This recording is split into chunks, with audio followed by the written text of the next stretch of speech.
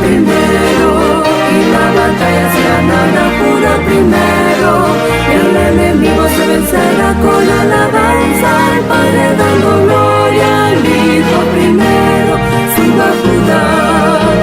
Con alabanza al Padre dando gloria, al Hijo primero, suba Judá.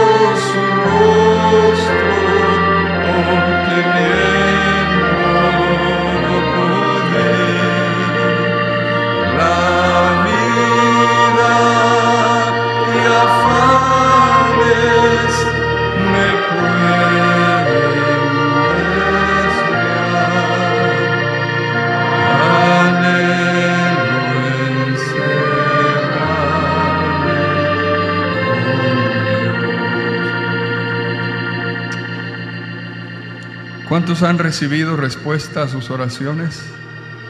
¿Sí? ¿Alguien podría decirnos desde su lugar, así muy breve, cómo recibió esa respuesta o sobre qué pidió la oración y recibió la respuesta? ¿Cuál fue su experiencia, hermana? Sobre la salvación de mi familia, de algunas personas de mi familia, y es un gozo. Gracias a Dios. ¿Alguien más? La familia es importante, ¿verdad?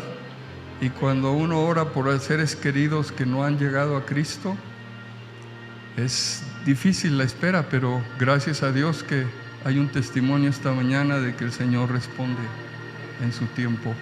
Hermana Arlette. Mi esposo me dijo, no te canses de orar por mí.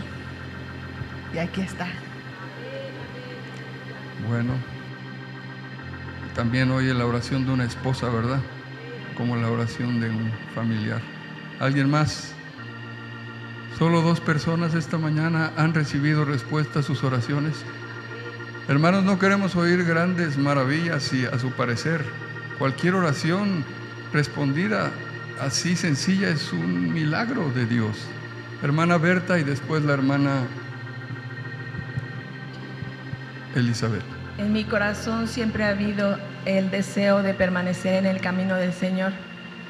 Y he tenido una experiencia en estos días muy triste después de haber visto hermanos que caminamos juntos y ver su condición, y de veras he derramado mi corazón delante de Dios, como Él nos ha guardado y solo Él ha hecho permanecer nuestra vida en su presencia. Solo Él, a Él la honra y la gloria, porque Él es el único que hasta aquí nos ha traído. Amén.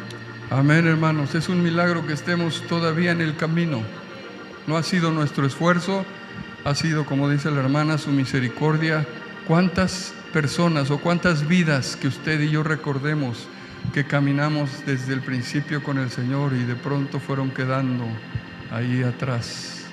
Pero Dios en su gran misericordia nos ha sostenido y no dejemos de orar por esas personas también. Buenos días, hermanos.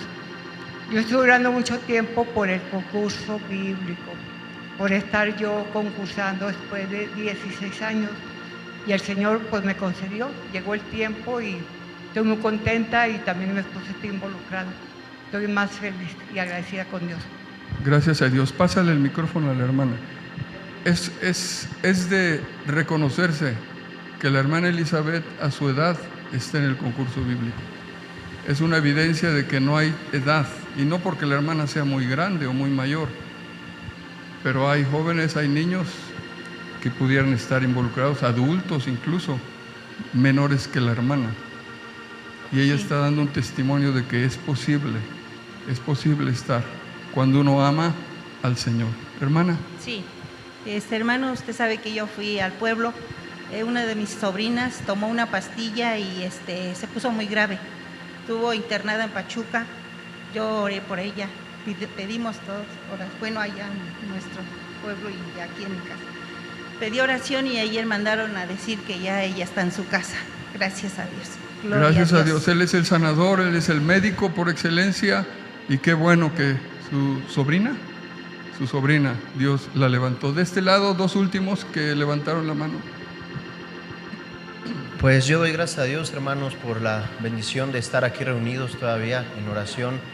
Va un poquito aunado a lo que decía la hermana, el estar todavía en los caminos del Señor es una bendición, ¿verdad? Porque escuchamos hermanos que pues tristemente han salido, pero doy gracias a Dios por estar aquí reunidos como hermanos, y es una bendición verles. Gracias a Dios también que te sacó de esa cirugía, ¿verdad? Gracias, hermano. Y una última aquí, la hermana. Hermanos, buenos días. Viendo que hoy se bautizó los hermanos, vino a mi memoria que hace el 14 de noviembre de 1987, el Señor, yo también decidí bautizarme, y medité en que el 14 de noviembre, si Dios me presta la vida, de 2027, cumpliría yo 40 años de haberme bautizado. Y la verdad que, como lo comentamos, Es pura misericordia de Dios en nuestras vidas, hermanos. Que permanezcamos, que el Señor nos haga permanecer durante todo este tiempo, y yo doy muchas gracias en esta mañana, porque sí, verdaderamente es un milagro. Cada día es un milagro de Dios para nuestras vidas. Amén. Amén. Gracias a Dios, hermanos. ¿Por qué no le damos gracias al Señor después de cantar este coro? Exaltémoslo y démosle gracias por tantas bendiciones, misericordias que hemos recibido y seguimos recibiendo en este tiempo. Pacientemente esperé a Jehová y se inclinó hacia mí. Pacientemente esperé a Jehová y él oyó mi clamor. Me sacó del pozo de desesperación, del lodo que me rodeó. Puso mis pies sobre peña, mis pasos enderezó. Puso en mi boca alabanza, cántico nuevo a Dios. Verán esto muchos y temerán y confiarán en Jehová. Pacientemente esperé a Jehová y se inclinó hacia mí. Pacientemente esperé a Jehová y oyó mi clamor. Me sacó del pozo de desesperación, del lodo que me rodeó. Puso mis pies sobre peña, mis pasos enderezó.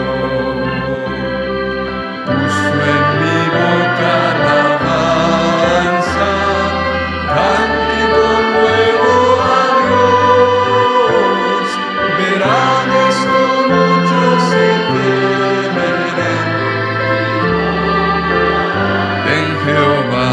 Gracias, Señor, por tus obras y maravillas.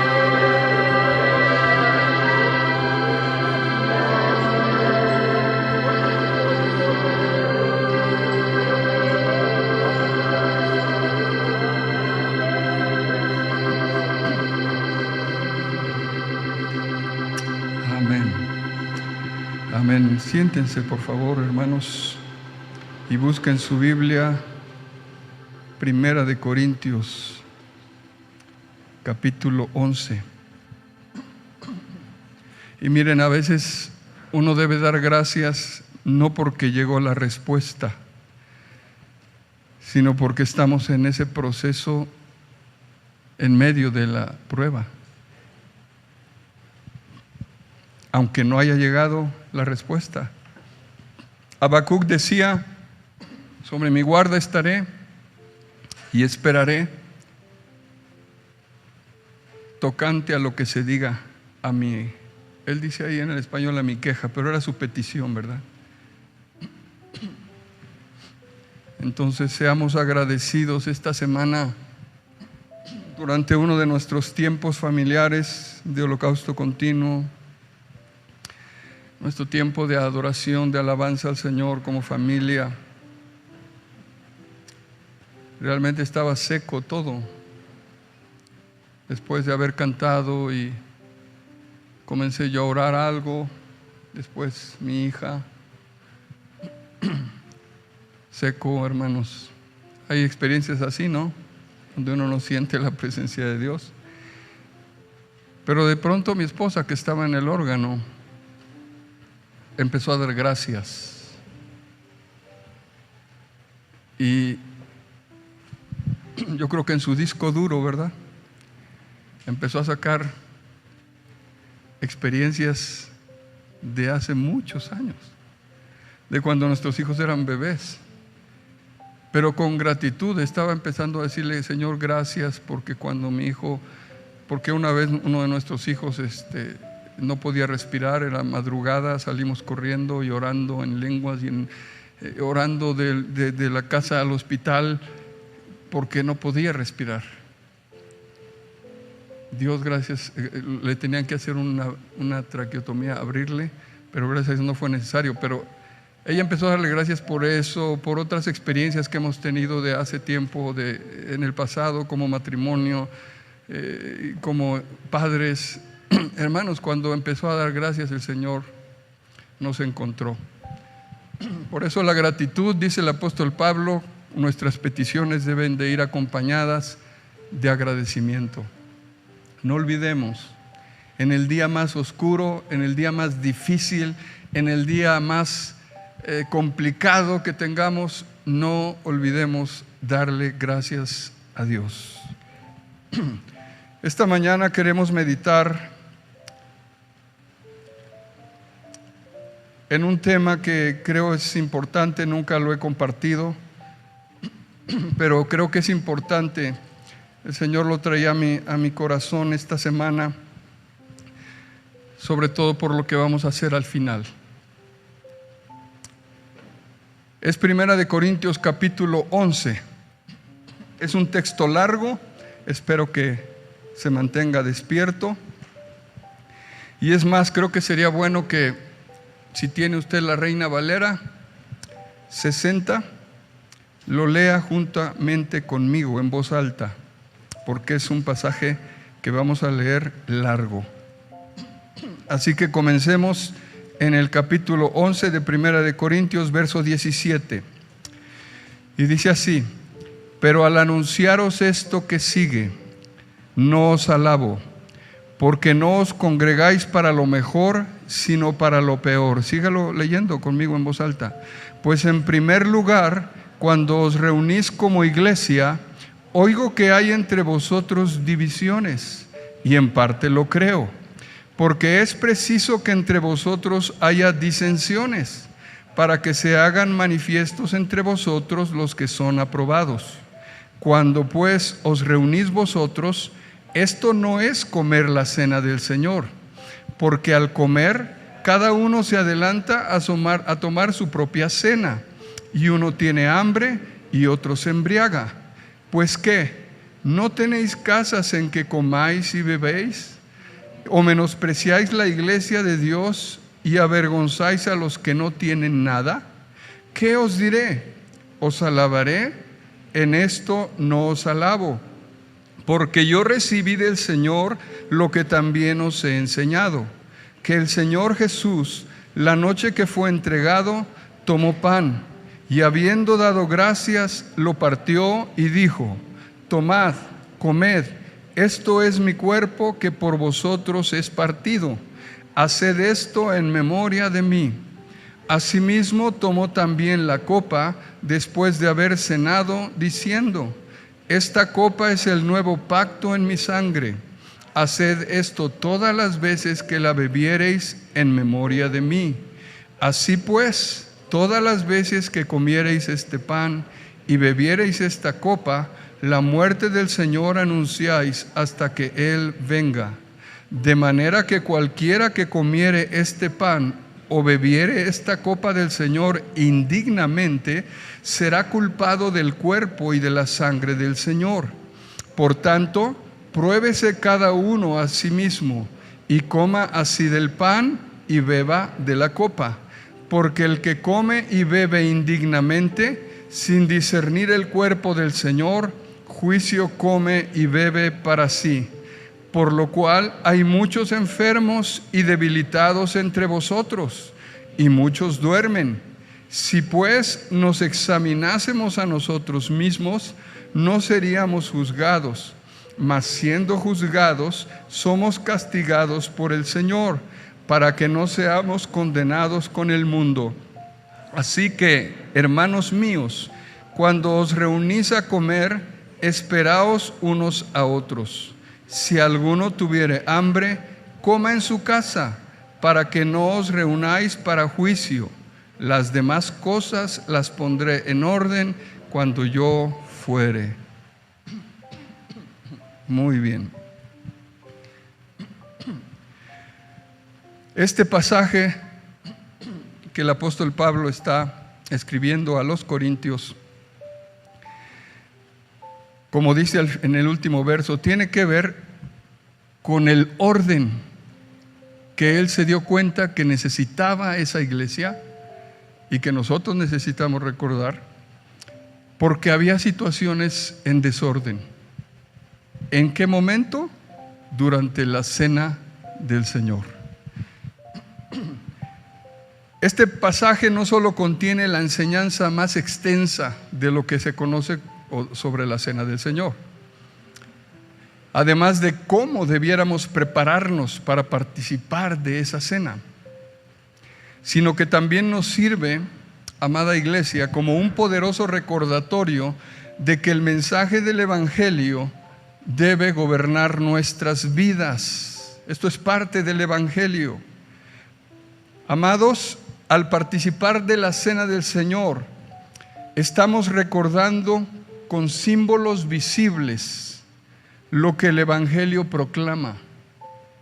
Esa galletita, o que en la antigüedad era un pan que se partía, ese jugo de uva que en la antigüedad era vino, el fruto de la vid, son esos símbolos.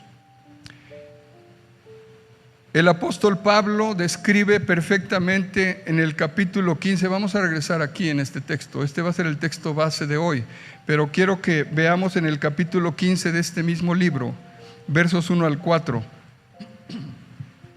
qué es lo que el Evangelio proclama a través de esta llamada cena del Señor. Primera de Corintios capítulo 15 verso 1. Además os declaro, hermanos, el evangelio que os he predicado, el cual también recibisteis, en el cual también perseveráis. Fíjense, no solo es recibirlo, sino perseverar en él.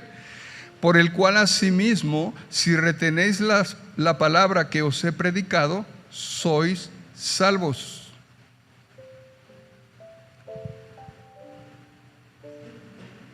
¿Qué dirían aquellos que creen que la salvación no se pierde? Si Pablo está diciendo, si tú retienes la palabra que te he predicado, y retenerla es que la vives, entonces vas a salvarte. Si retenéis la palabra que os he predicado, sois salvos, si no creísteis en vano.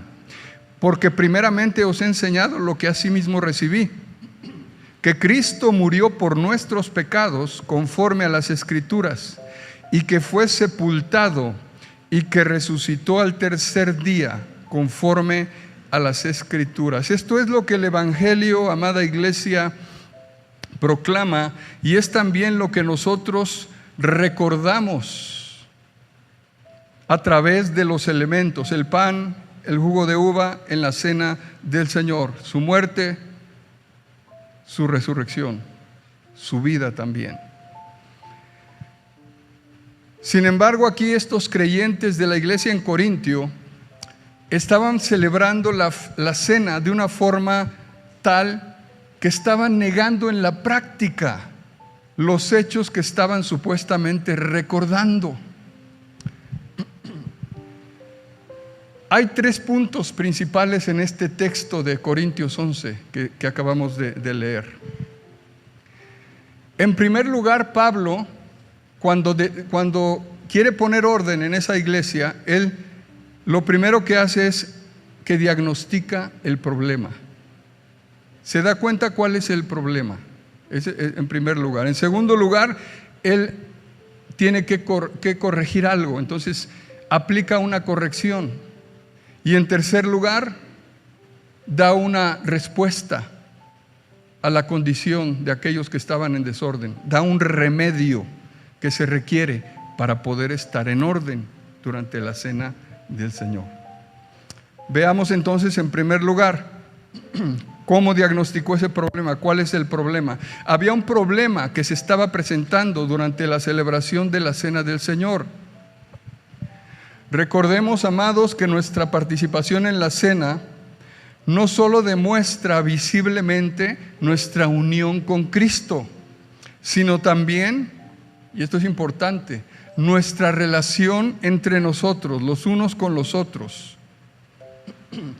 Todos formamos parte de un mismo cuerpo, en donde Cristo es la cabeza.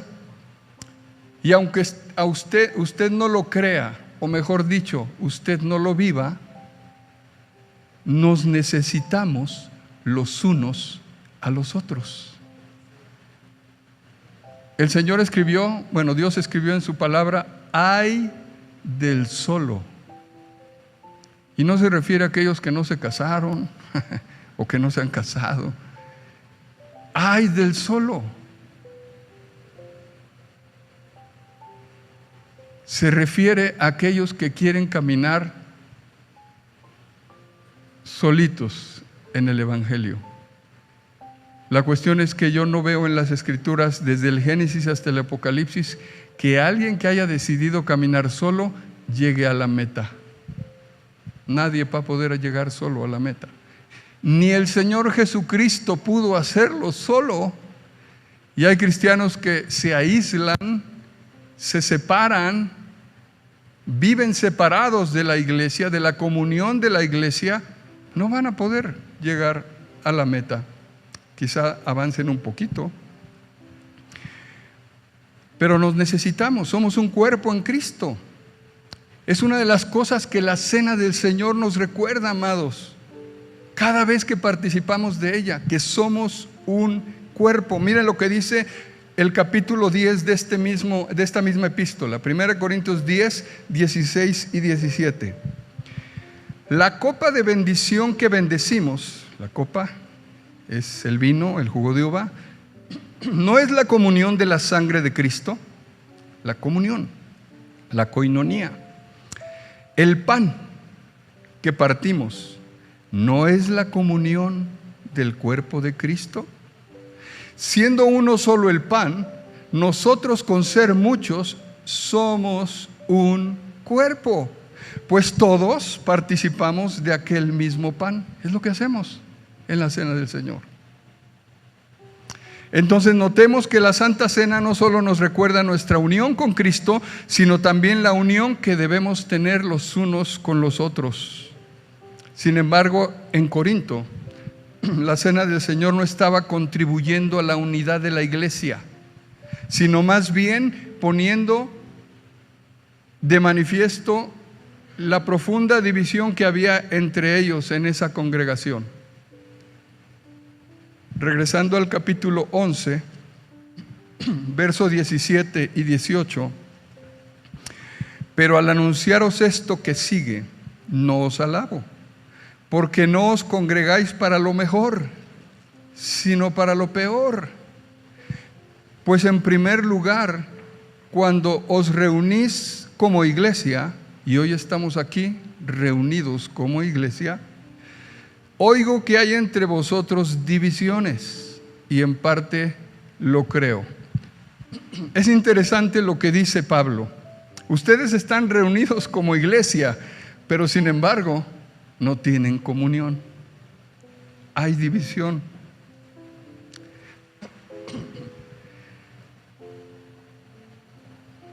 Lo que ocurre aquí cada domingo, cada servicio de domingo o de jueves o incluso el martes, que es una pequeña porción de la iglesia, es que esa parte del cuerpo de Cristo nos reunimos como iglesia, es una asamblea y estamos honrando de alguna manera a Cristo, pero también queremos tener esa comunión o esa koinonía con los demás miembros del cuerpo. Y Cristo Jesús, que es la cabeza, trata con cada uno de nosotros de maneras diferentes. Aquí el texto entonces nos recuerda que todos comimos del mismo pan. El problema en Corinto es que ellos se congregaban y es increíble. Pablo está diciendo, ustedes se congregan, pero no para lo mejor, sino para lo peor. Porque mientras el propósito era buscar y mantener la unidad, ese era el propósito, lo que realmente ellos estaban manifestando era la división. Pero Dios es tan misericordioso, hermanos, que aún Él puede usar las divisiones para hacerle bien a la iglesia. ¿No lo cree? Él es soberano y no es que las permita, pero Él usa todo para bien de su iglesia. El verso 19 dice, porque es preciso que entre vosotros haya disensiones. Esta palabra es lo mismo que la anterior. No sé por qué los escritores pusieron disensiones, porque es divisiones. Para que se hagan manifiestos entre vosotros los que son aprobados. Ese es uno de los propósitos de las separaciones o de las divisiones en las iglesias locales. Hay personas que se van de la iglesia al mundo y Dios usa esa división para mostrar quiénes son aprobados y quiénes no, según lo que dice este verso, no lo que digo yo. Ahora, esto no quiere decir que las divisiones sean buenas, son destructivas. Hacen daño a las divisiones. Por eso en nuestro corazón, como miembros de esta iglesia, León de Judá, debemos buscar siempre la unidad, a cualquier costa o a cualquier costo. Las divisiones son dañinas y no deben ser toleradas en la iglesia. Miren, haciendo un paréntesis y hablando de las divisiones, en la epístola de Pablo a Tito, Tito capítulo 3, versículo 10 y 11. Tito capítulo 3, versículo 10 y 11. Miren qué de serio es esto. ¿Por qué Pablo les está hablando así a los corintios? Porque esto se presentaba en todas las iglesias. Tito 3, verso 10 y 11. Al hombre que cause divisiones, después de una y otra amonestación, o sea, nada de que la tercera es la vencida, ¿verdad? Solo dos. Después de una y otra amonestación, bye bye. Deséchalo. Escoge mejor otro lugar, hermano. Ojalá que no sea el mundo, ¿verdad? Sabiendo que el tal se ha pervertido y peca. Porque cuando nosotros no promovemos la unidad y estamos consciente o inconscientemente causando división entre la iglesia, estamos pecando. Es un pecado causar división. Y no solo eso, dice que eso nos condena. La gente que en las iglesias locales causa división, no solo está pecando contra Dios, está bajo condenación, según las palabras de esta Escritura, sabiendo que el tal se ha pervertido y peca y está condenado por su propio juicio. Es serio esto, amados, de las divisiones. Así que Pablo, por un lado, dice: es necesario que entre vosotros haya disensiones. Esta palabra en el griego original significa facciones, sectas o grupos que se separan, creando desunión en la congregación. Y las divisiones o disensiones, en ese tiempo como ahora, son el resultado de un comportamiento inmaduro, no cristiano. Aquellos que causan división, lo único que están manifestando es su inmadurez espiritual. Por muy espirituales que ellos se crean, están manifestando inmadurez. Pero por otro lado, Pablo dice: no deben ser toleradas las divisiones, los grupos. Y recordemos lo que Jesús dice en los evangelios: todo reino dividido contra sí mismo es asolado, y toda ciudad o casa dividida contra sí misma no permanecerá. El mismo Señor Jesús advierte acerca de las divisiones. Eso está en Mateo 12:25, si usted quiere anotarlo, Mateo 12:25. Pero regresando a nuestro texto, sigamos leyendo el verso 20 en adelante. 1 Corintios 11:20. Cuando pues os reunís vosotros, esto no es comer la cena del Señor. Ahora, antes de seguir, el Espíritu Santo me está recordando algo de las divisiones. ¿Cómo puede alguien causar una división? Hay muchas maneras. Por ejemplo, la murmuración. Si alguien comienza a murmurar del liderazgo, de los miembros de la iglesia, de la cobertura. Yo a una familia le decía: mira, si alguien ha salido de Ministerio Cebrón, es su decisión, ¿verdad?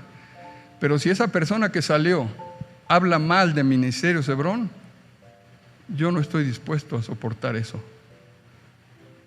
Yo no voy a permitirme ni siquiera darle la oportunidad de hablarme a mí, porque está hablando en contra de mi cobertura, está hablando en contra de lo que yo creo.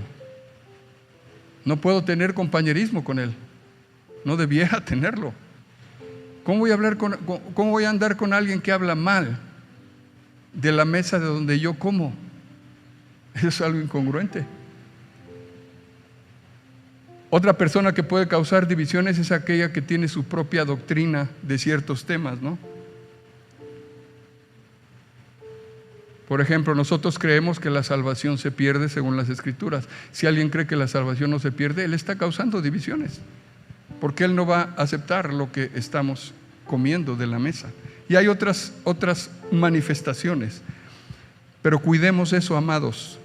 Verso 20: cuando pues os reunís vosotros, esto no es comer la cena del Señor, porque al comer cada uno se adelanta a tomar su propia cena, y uno tiene hambre y otro se embriaga.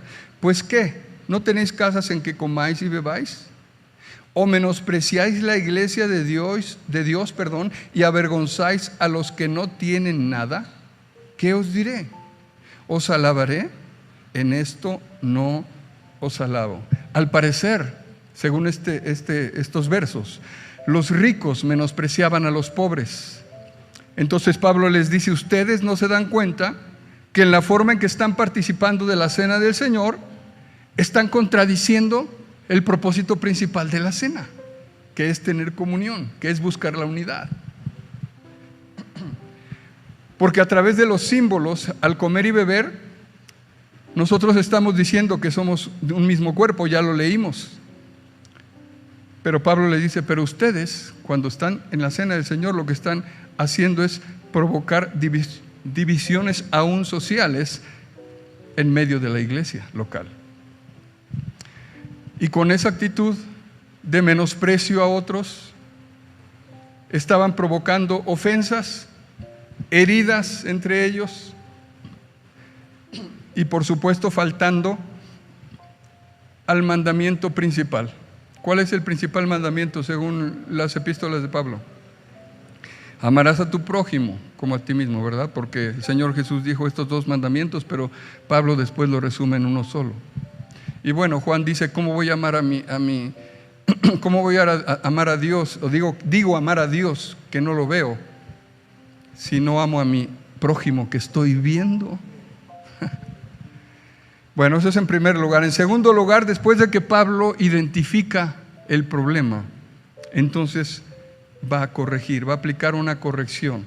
Ahora el apóstol va a explicar por qué no deberían comportarse de la manera en que la iglesia lo estaban haciendo, o algunos en la iglesia. Verso 23. Porque yo recibí del Señor lo que también os he enseñado, que el Señor Jesús, la noche que fue entregado, tomó pan.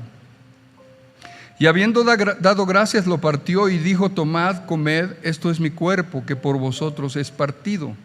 Haced esto en memoria de mí. Asimismo tomó también la copa después de haber cenado, diciendo: esta copa es el nuevo pacto en mi sangre.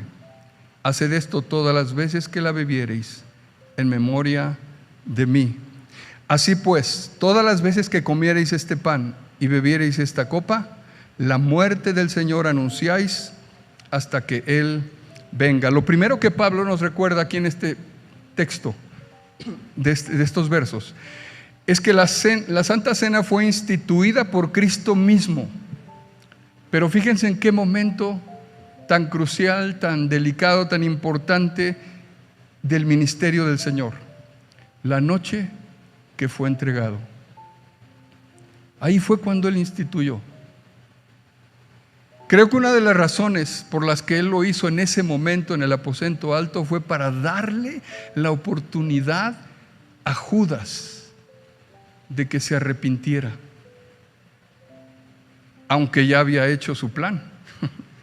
Qué difícil debió haber sido para nuestro Señor, porque Él sabía que iba a ser entregado, hermanos. Era el último momento que iba a pasar con sus discípulos, con sus más cercanos.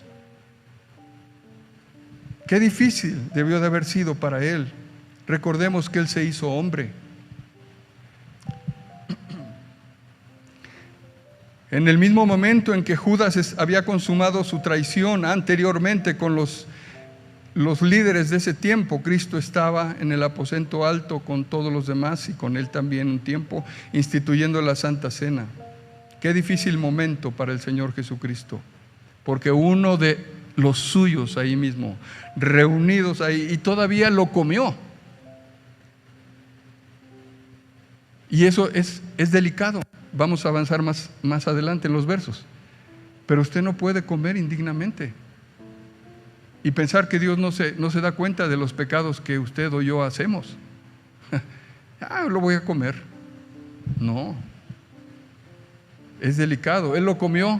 ¿Y qué pasó? Lo que Pablo dice más adelante. Cuando dice que algunos durmieron, se refiere que algunos murieron, físicamente aún. Uno de los suyos se encontraba reunido en ese mismo instante con el Señor. Y Cristo sabía que en pocas horas vendría el arresto, la multitud que llegó para acusarlo, el juicio que fue una farsa, como muchos juicios en este gobierno ahora son una farsa, la crucifixión y lo más terrible, el abandono del Padre por causa de nuestros pecados, porque eso fue lo más terrible de la cruz, hermanos. El sentirse abandonado por su Padre, por aquel del cual por toda la eternidad había tenido comunión. No era los clavos, no fueron la corona de espinas, no fue inclusive el haber descendido al infierno, hermanos. Lo más terrible para el Señor Jesucristo fue la separación de su Padre. Y venía dentro de pocas horas. Cuando nosotros celebramos la Santa Cena, o lo que se conoce así como la Cena del Señor, no se trata solamente de recordarlo a Él, de recordar algo que Él hizo, perdón. Nos reunimos y participamos de la Santa Cena para recordarlo a Él, no solo lo que Él hizo, sino su persona. ¿Quién es Él? La razón por la que celebramos esta ordenanza como iglesia es para hacer memoria de la persona de nuestro Señor Jesucristo, recordar su amor por nosotros, la entrega que Él hizo, su disposición a venir a salvarnos a una costa del sacrificio de su vida. Esos elementos, el pan, el jugo, ya lo mencioné el domingo pasado, eso no se convierte, bueno, no lo mencioné bajo este contexto, pero hablando del pan y de la sangre, no se convierten literalmente en el cuerpo físico del Señor. Eso es obvio, hermanos. ¿Cómo el Señor iba a estar orando? Este es mi cuerpo que por vosotros es partido. Entonces, ¿Cristo tenía 2 cuerpos o más cuerpos? Si Él estaba físicamente ahí, lo que tomó estaba diciendo, lo que Él hablaba era un símbolo, una figura.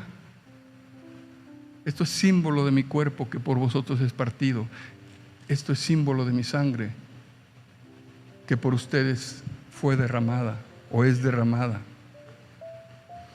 Él le dijo a sus discípulos, esto es mi cuerpo, esta es mi sangre. No puede ser un milagro.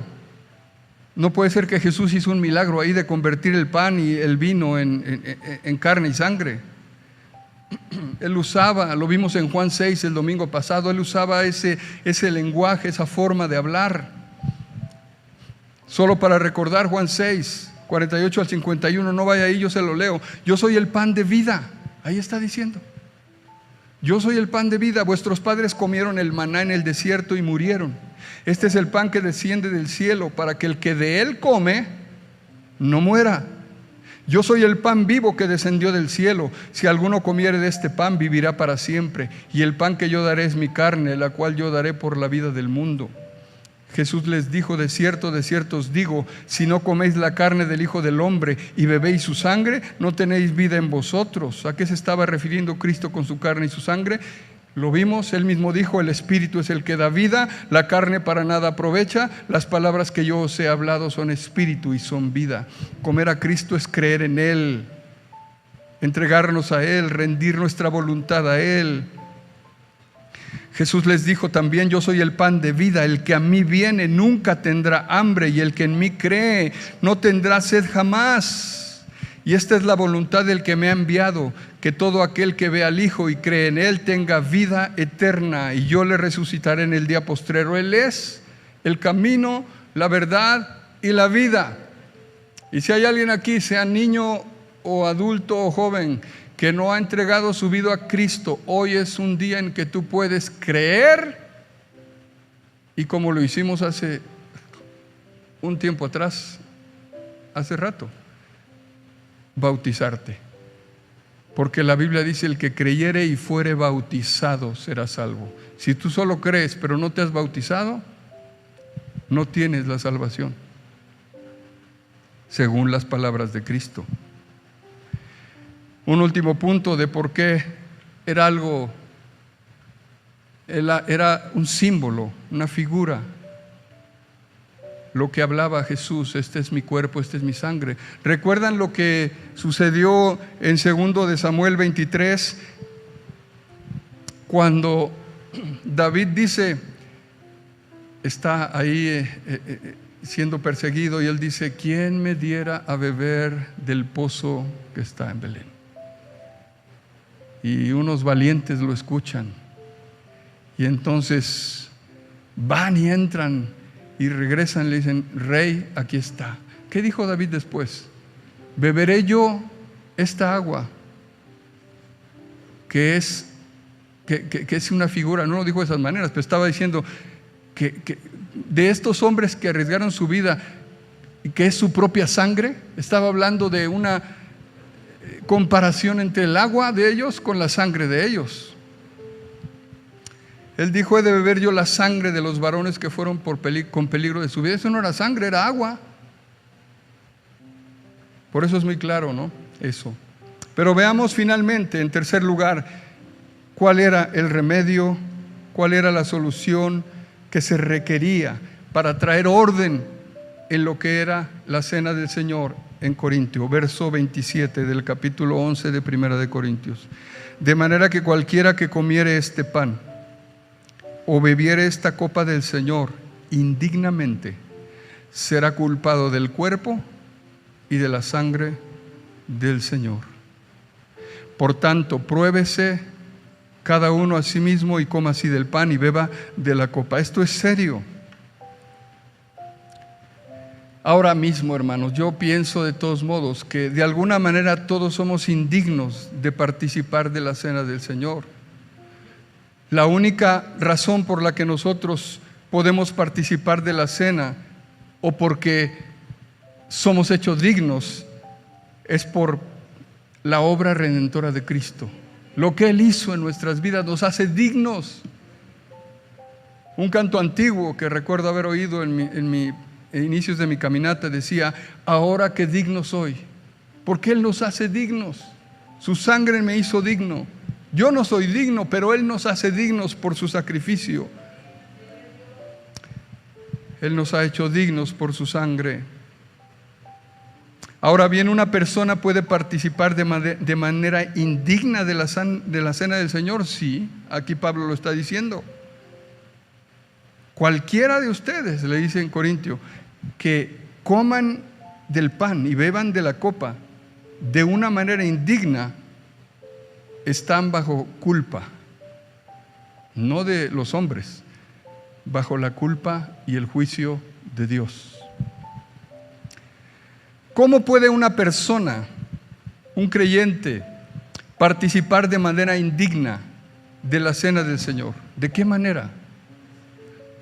Creo que hay varias, pero yo quiero mencionar solo 3 que pienso que son importantes. Cuando lo hacemos como un ritual sin sentido, y a veces por no tener el contexto y no entender todo lo que Pablo estaba diciendo aquí, quizá muchas veces lo hemos practicado así de una manera rutinaria, como un ritual sin sentido. Es decir, cuando no estamos conscientes del significado de esta ordenanza, amada iglesia, de tal manera que debemos participar de ella, involucrando todo nuestro ser, espíritu, alma y cuerpo, todo nuestro corazón. Jesús dijo: este pueblo de labios me honra, su corazón está lejos de mí. Entonces, cuando lo hacemos solo así, sin sentido, sin entender lo que quiere decir esos símbolos y lo que hemos hablado de la unidad, de buscar la unidad, la comunión entre nosotros y recordar a Jesús, su muerte, su vida, muerte y resurrección, eso es tomar indignamente. Un segundo punto es cuando no hemos perdonado a aquellos que nos han ofendido. Cuando algún creyente guarda en su corazón rencor, amargura, una ofensa que no ha soltado, que no ha perdonado, que no ha pasado por alto, hermanos amados, eso es tomar la cena del Señor indignamente. También cuando mantenemos una actitud de rebeldía contra Dios. ¿Cómo puedo manifestar, pastor, una actitud de rebeldía contra Dios? Cuando tengo pecados que no quiero confesar y que no quiero abandonar. Eso es tomar la cena indignamente. Cuando hay pecados específicos que no queremos confesar ni abandonar, hermanos, ¿cómo podemos no confesar nuestros pecados cuando el Señor Jesucristo le mostró y le reveló a Juan y a todos sus discípulos, ¿verdad? Porque Juan lo escribió en una de sus epístolas: si alguno hubiere pecado. Todos pecamos. El verso anterior a ese dice que todos pecamos, que nadie puede decir que no peca. Pero él dice: abogado tenemos para con el Padre. No nos acostumbremos a guardar y a no confesar nuestros pecados. Confesémoslos y, por supuesto, apartémonos, abandonémonos. ¿Y qué tan serio es esto, amados, de tomarla indignamente? Es muy serio, por lo que estos elementos representan la muerte de Cristo en la cruz del Calvario. Hebreos capítulo 6, verso 4 al 6. Hebreos 6, verso 4 al 6. Porque es imposible que los que una vez fueron iluminados y gustaron del don celestial y fueron hechos partícipes del Espíritu Santo, y asimismo gustaron de la buena palabra de Dios y de los poderes del siglo venidero, y recayeron, sean otra vez renovados para arrepentimiento, crucificando de nuevo para sí mismos al Hijo de Dios y exponiéndole a vituperio. Hemos sido iluminados, hermanos. Muchos aquí hemos sido partícipes del Espíritu Santo, así que debemos de cuidar nuestra salvación con temor y temblor.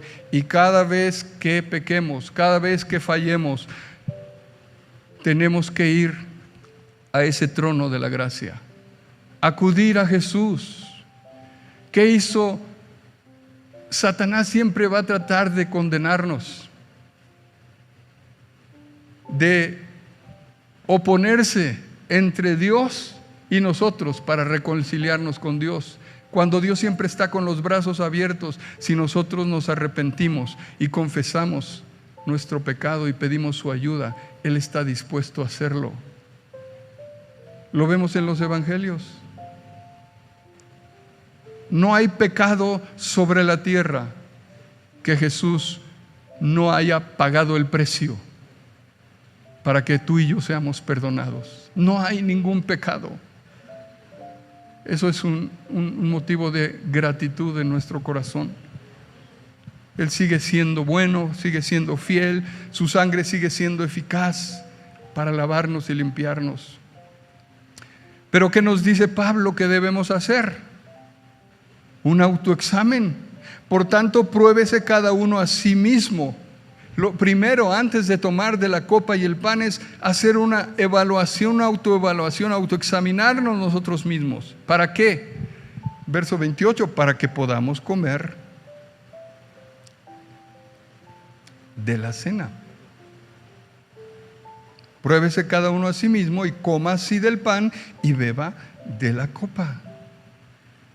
En otras palabras, ese autoexamen no es para que usted se abstenga de no participar. Qué cómodo es, ¿no? Y con cara de espiritual, ¿verdad? Hoy hay Santa Cena, pero no he arreglado ese problema con mi esposa, con mi esposo, con mi hijo, con mi hija, con mi yerno, con quien sea. No la voy a tomar. ¿Sabes lo que estás haciendo ahí? Estás rechazando al Señor Jesús. Tú no puedes, ¿por qué no te arrepientes mejor y arreglas el asunto? Es más fácil decir no la tomo porque no ando bien. ¿No andas bien? ¿No tienes un abogado?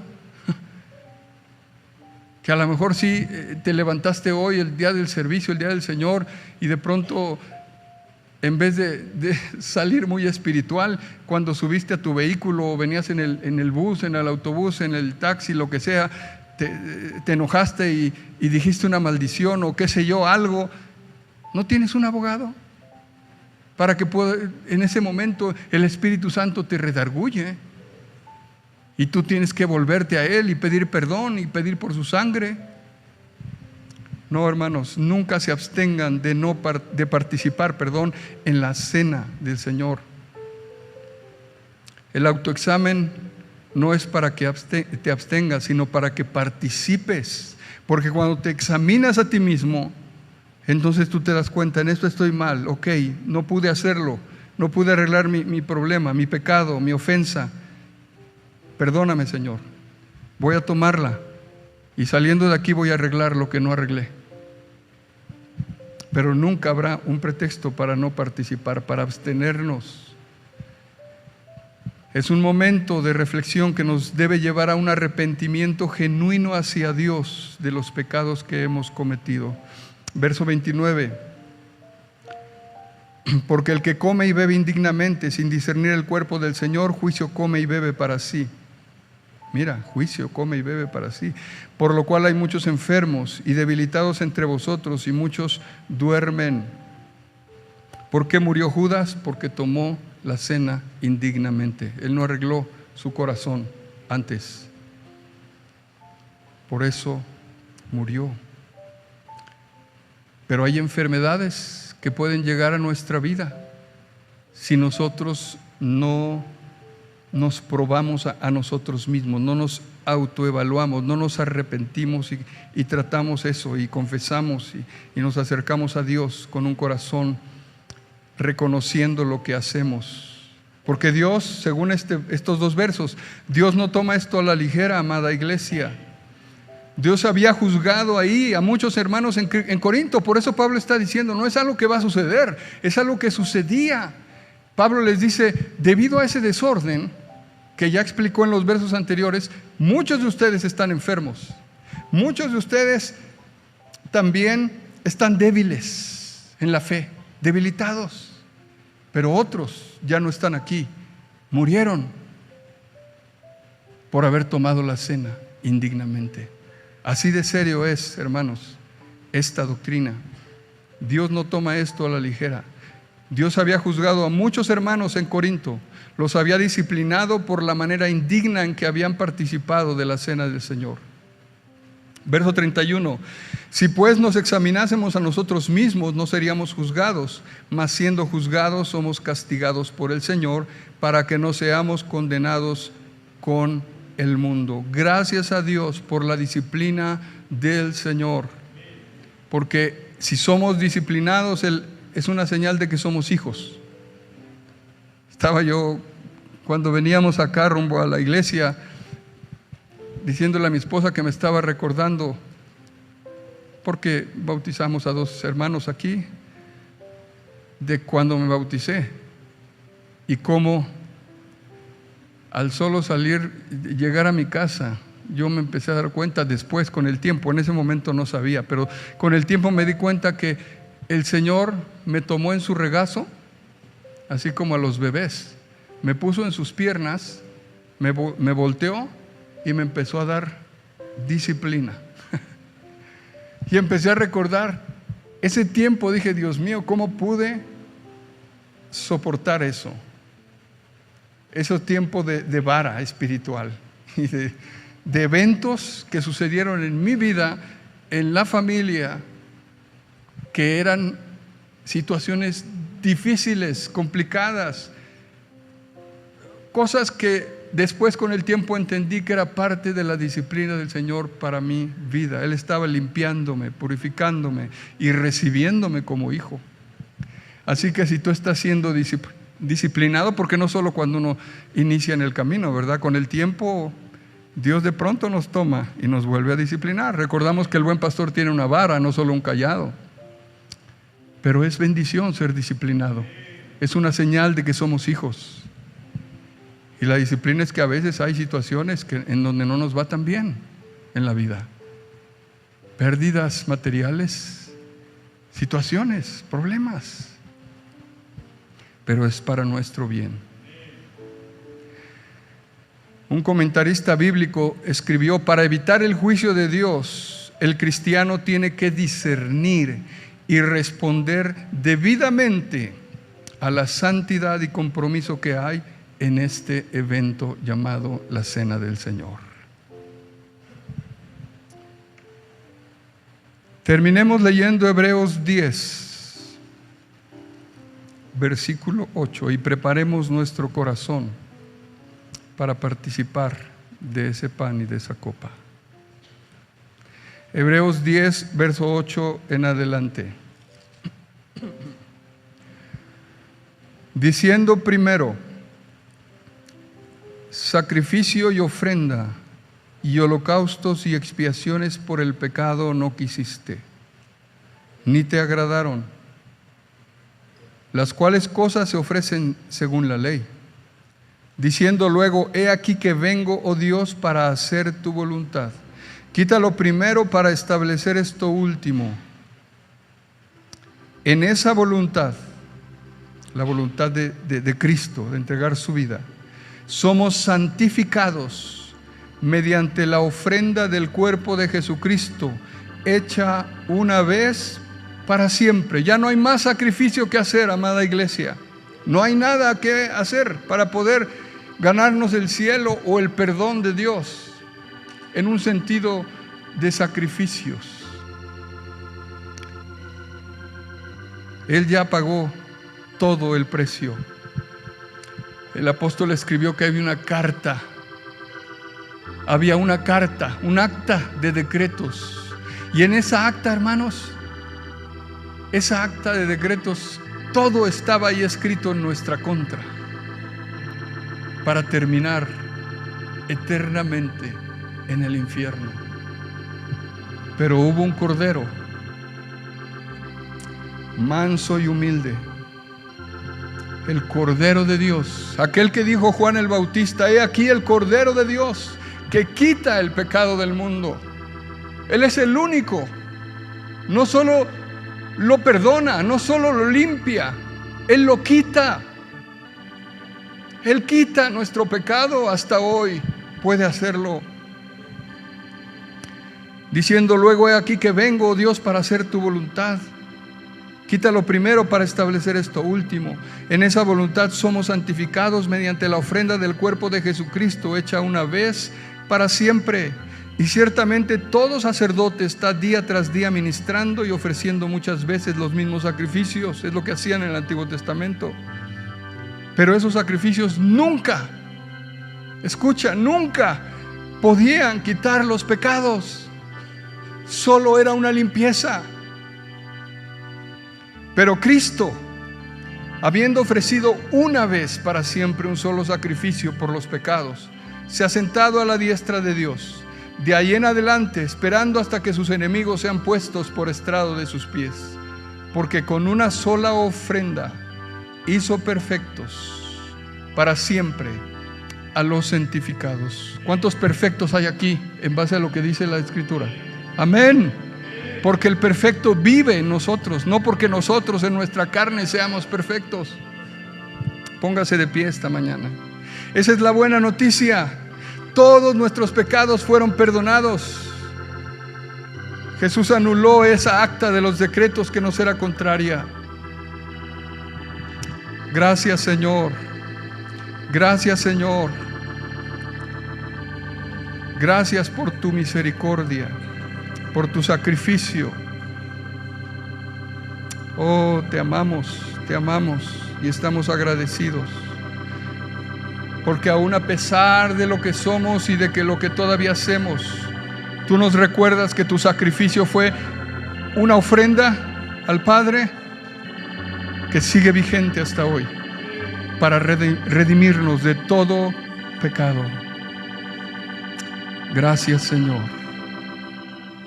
Esta ordenanza de la Santa Cena, amados, involucra a los dos principales mandamientos que después el apóstol redujo a uno: amar a Dios y amar a nuestro prójimo. No lo olvidemos y seamos promotores de la unidad.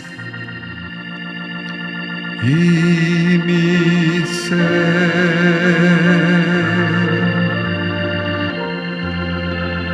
tiene paz,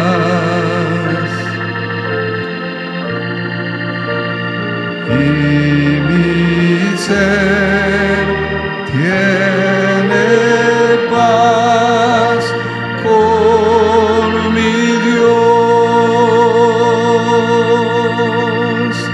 y mi ser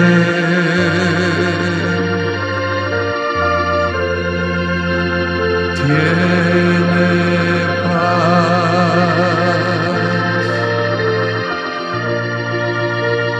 y mi ser tiene paz con mi Dios. Oh, la gloria del plan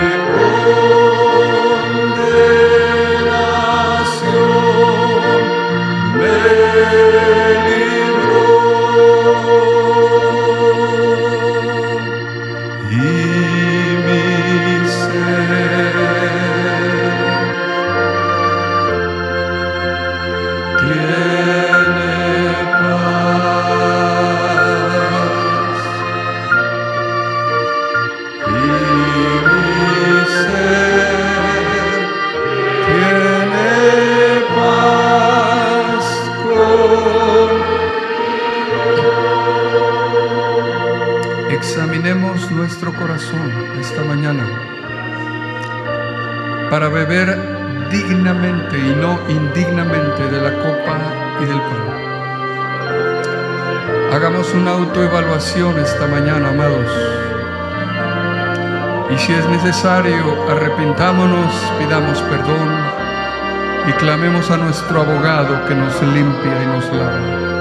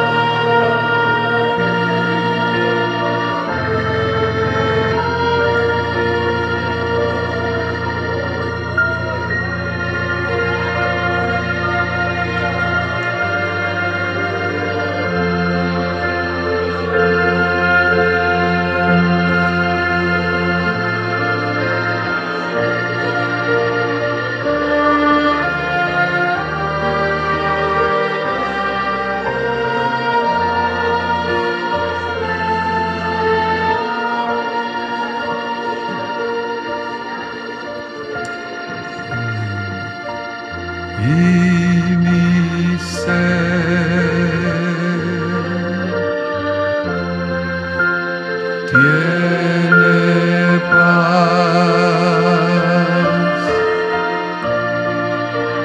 y mi ser tiene paz con mi Dios. Y si tú estás de visita aquí, pero eres bautizado en agua, puedes participar. Ese es el requisito. Tienen ya todos sus elementos. Amén, todos, los sugieres, todos, ok. En la antigüedad, más específicamente en el siglo I, cuando un varón quería hacerle una propuesta a una prometida, era diferente a como se hace hoy en día. Hoy hacen tantos shows, ¿verdad? Los jóvenes, yo solo fui a la casa de mi esposa, que no era mi esposa, pero no me hinqué, y tanta cosa que hacen hoy, ¿verdad? En diferentes lugares. Los jóvenes, la generación alfa, Z y no sé cuál.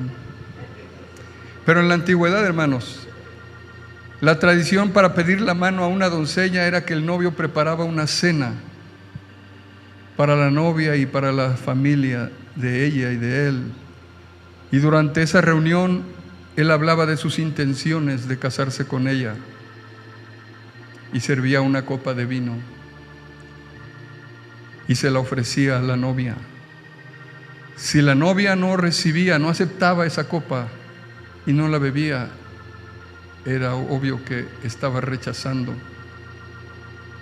esa propuesta. Pero si la novia durante esa cena bebía del vino, tomaba la copa y bebía del vino, era como decir, sí, acepto. Y cuando ella bebía de esa copa, el novio le decía, voy a preparar un lugar en la casa de mi padre para que vivamos y voy a regresar por ti. ¿Recuerdan las palabras de Jesús?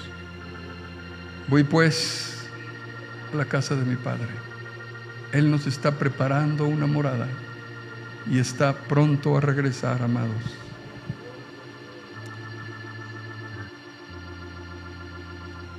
Cuando era la hora, se sentó a la mesa y con él los apóstoles. Y les dijo, cuánto he deseado comer con vosotros esta Pascua antes que padezca. Porque os digo que no la comeré más hasta que se cumpla en el reino de Dios.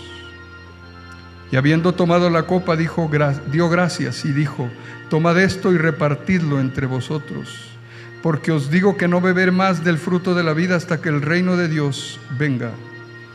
Y tomó el pan y dio gracias y lo partió y les dio diciendo, esto es mi cuerpo que por vosotros es dado. Haced esto en memoria de mí.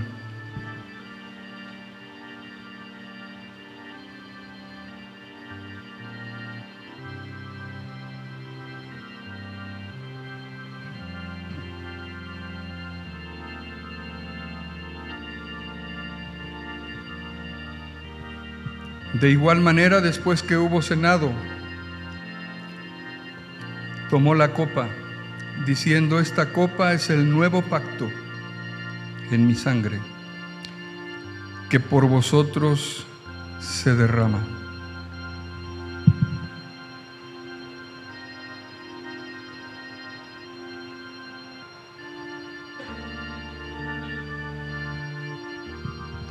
Gracias te damos, Señor.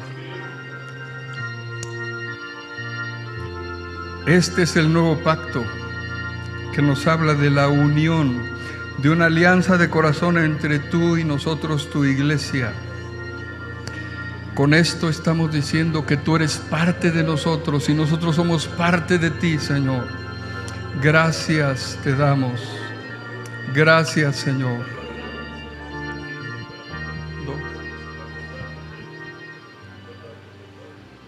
Amén. Es tiempo de tomar el reino, levántate, contigo está todo poder y dominio, son entregados hoy a ti. Alístate, alístate. Con corazón para entender, es tiempo de tomar el reino, tuya es la tierra, cósela ya. Creo que ahora podemos cantarle con más libertad al Señor, ¿no es cierto? Es tiempo de tomar el reino, levántate, contigo está.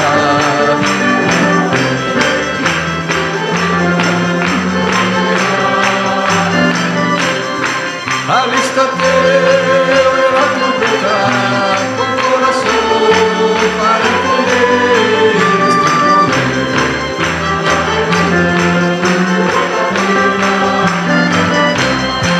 Es tiempo de tomar el reino, levántate, contigo está todo el poder y dominio, son entregados hoy a ti. Alístate, la trompeta, con corazón para entender. Es tiempo de tomar el reino, tuya es la tierra, cósela ya. Desde Sion enviará un libertador, un libertador, un libertador. Desde Sion enviará un libertador. Pueblo mío, regocíjate en Jehová, regocíjate en Jehová, regocíjate en Jehová. Pueblo mío, regocíjate en Jehová, regocíjate en Jehová, regocíjate en Jehová.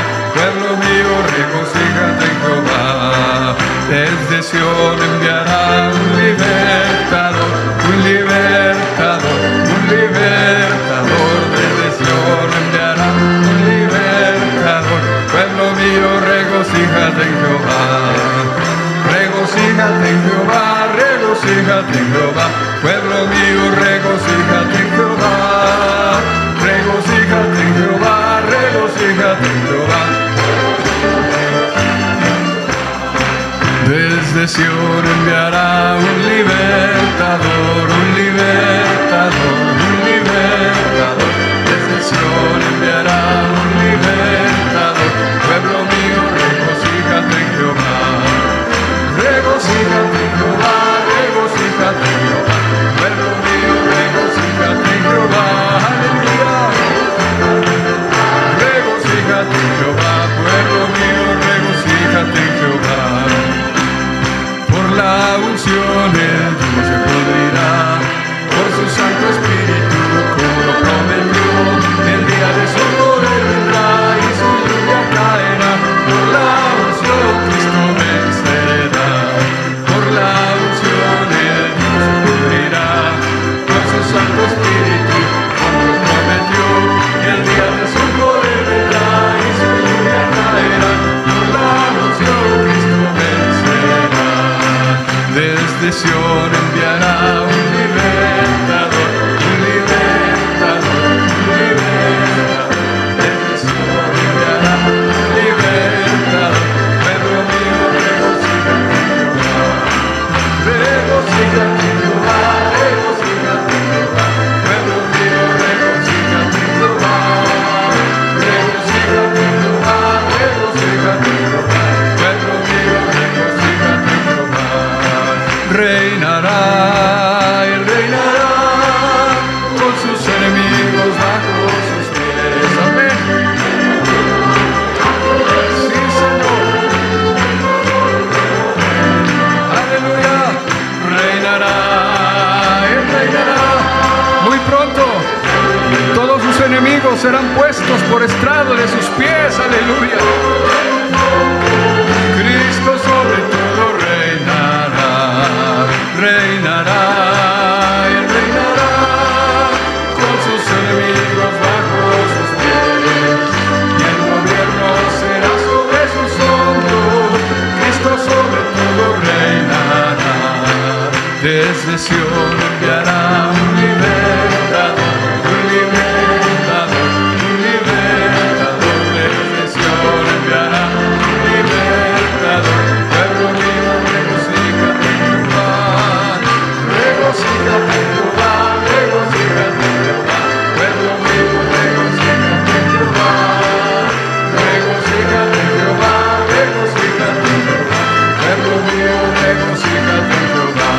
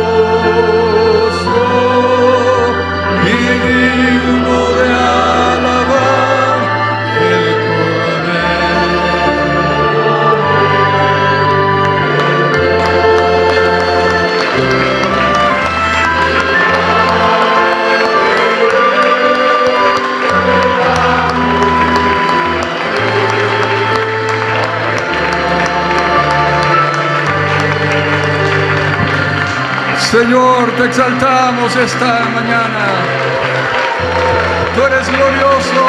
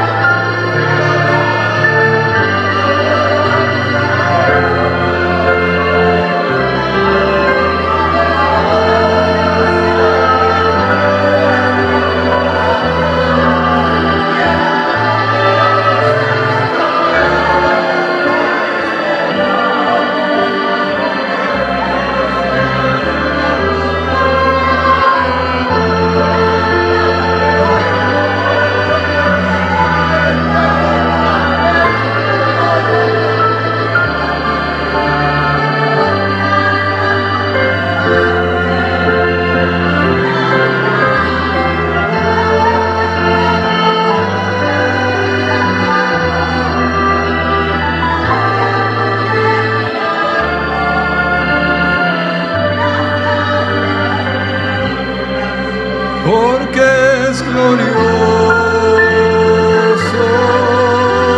y digno de alabar el Cordero en el trono,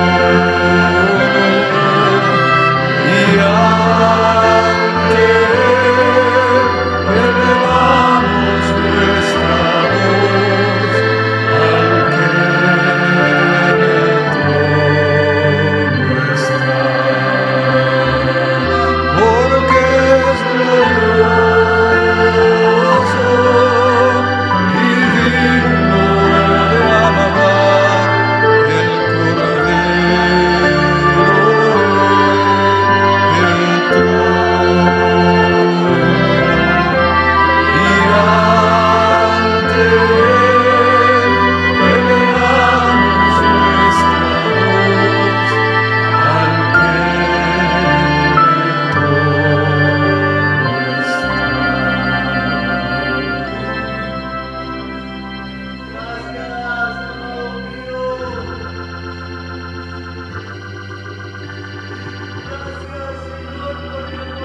que podemos ser redimidos, porque por hoy por ti podemos ser limpios, Señor.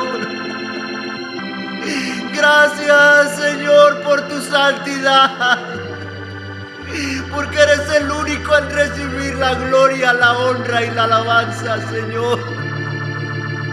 No hay otro Dios como tú, amado mío. No lo hay, no lo habrá. Porque tú eres el que puede limpiarnos, el que puede libertarnos, el que puede sanarnos, amado. Gracias por esa sangre preciosa que derramaste en aquella cruz del Calvario. Por mí, por mis amados hermanos. Porque nuestro destino era la muerte, amado. Pero en tu infinita misericordia, Señor, nos has salvado, nos has perdonado por medio de esa sangre preciosa. Gracias, muchas gracias.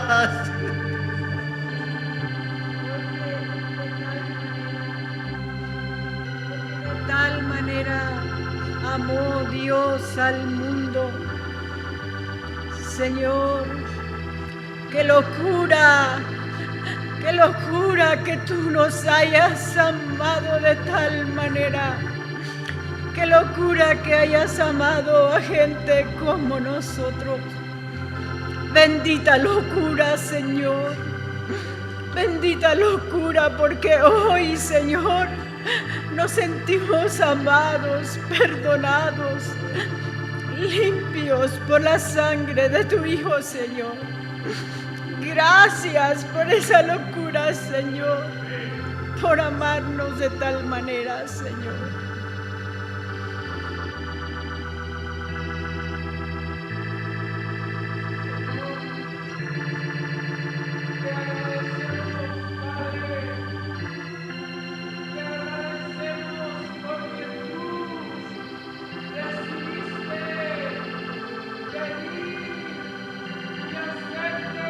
Ese Hijo de Hombre y descender al Hades y tener las llaves de la muerte y del Hades y conquistar la muerte, y decidiste hacerte hombre por amor a tus hermanos. Y ese hombre, ese Hijo de Hombre, regresar por tu iglesia, pero también este Hijo de Hombre aún se pasea en las iglesias, aún se pasea en iglesias como la Odisea, aún se pasea en iglesias como Éfeso, que han perdido su amor, aún está dispuesto a pasear en esas iglesias y corregirlas antes de su venida.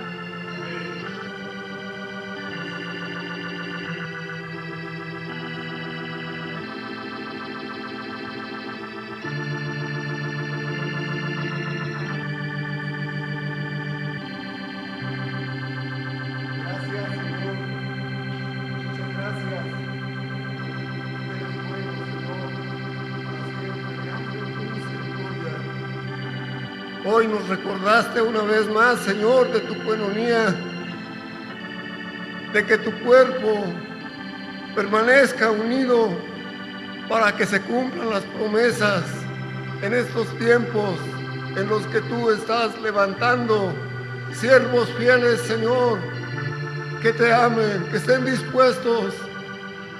Porque no os habéis acercado al monte que se podía apartar y que haría envuelto a la oscuridad, a las tinieblas y a la tempestad, al sonido de la trompeta y a la voz que hablaba, la cual los que la oyeron rogaron que no se les hablase más, porque no podían soportar lo que se ordenaba.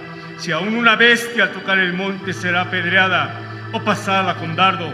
Y tan terrible era lo que se veía que Moisés dijo: estoy espantado y temblando.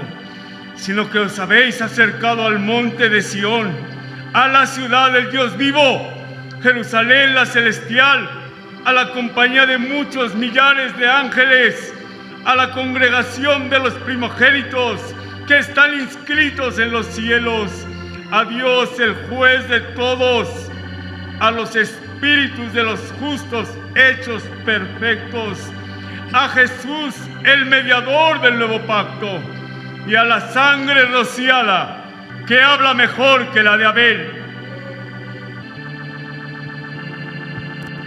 Yo les he dado tu palabra, y el mundo los aborreció, porque no son del mundo, como tampoco yo soy del mundo. No ruego que los quites del mundo, sino que los guardes del mal.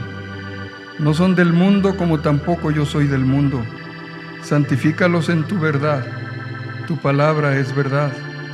Como tú me enviaste al mundo, así yo los he enviado al mundo. Y por ellos yo me santifico a mí mismo, para que también ellos sean santificados en la verdad. Mas no ruego solamente por estos, sino también por los que han de creer en mí por la palabra de ellos, para que todos sean uno, como tú, oh Padre, en mí y yo en ti, que también ellos sean uno en nosotros, para que el mundo crea que tú me enviaste. La gloria que me diste yo les he dado, para que sean uno, así como nosotros somos uno. Yo en ellos y tú en mí, para que sean perfectos en unidad, para que el mundo conozca que tú me enviaste y que los has amado a ellos como también a mí me has amado. Señor, sigue llevándonos en esta iglesia local, en cada una de las misiones. Llévanos a todo León de Judá a la verdadera unidad, a la unidad del Espíritu, a ser ministros que busquen la unidad, a luchar por la unidad, a procurar la unidad y el amor entre nosotros como iglesia, Señor. Ayúdanos, porque de esa manera todo aquel que nos vea va a creer en ti, Señor. Es una señal, la unidad que haya en la iglesia local será una señal para que otros puedan llegar a conocerte, Padre. Gracias te damos esta mañana. Gracias por tu amor. Porque es glorioso y digno de alabar el Cordero en el trono, y ante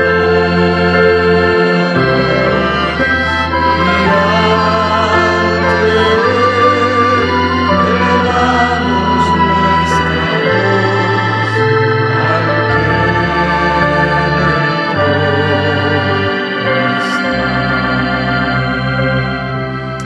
Amén. Pueden sentarse, hermanos.